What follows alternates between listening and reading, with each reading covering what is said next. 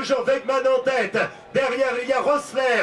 On retrouve Kness. On retrouve également le coureur Seaberg. Voilà, donc on a aperçu Eric Zabel en première place.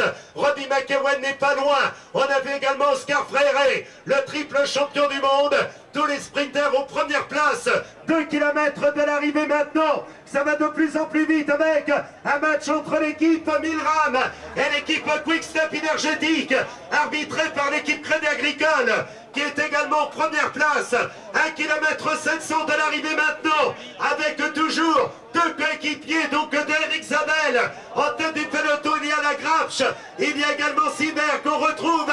Eric Zabel qui vient se placer derrière lui, il y a les autres sprinters. Dans un court moment, on retrouvera l'explication. Eric Zabel avec le maillot vert est en 3-4e position. Oscar Freire revient également et les croix vont se trouver donc sous le portique Nesla Aquarelle du dernier kilomètre. Il reste 1 km 300, 1 km 200 de l'arrivée maintenant. Pas de doute, c'est un sprint que nous allons avoir. Lequel va être le plus rapide?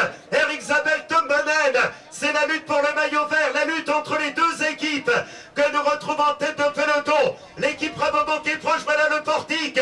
Nesla Aquarelle, 900 mètres de l'arrivée maintenant, avec les quads de l'équipe Rabobank qui emmène. On retrouve également la Française des Jeux, l'équipe Rabobank Quick-Step qui reprend. L'équipe T-Mobile, Oscar Freire doit être aux premières places. Julian Dean, le quad néo-zélandais. Si on voit Dean, tout réserve ne doit pas être loin. Julian Dean, le champion de Nouvelle-Zélande qui emmène. Julian Dean qui est en tête, actuellement à quelques centaines de mètres de la ligne d'arrivée, le quad de l'équipe Crédit Agricole, alors que ça remonte maintenant avec Oscar Freire, le triple champion du monde qui revient en première ligne.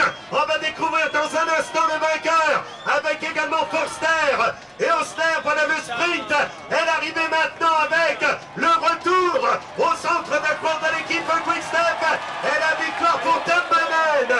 Tom Bonnen, vainqueur de l'étape. Tom Bonnen, vainqueur de l'étape du jour, le coureur champion du monde consolide là. Ah, c'est une belle journée pour Tom Bonnen.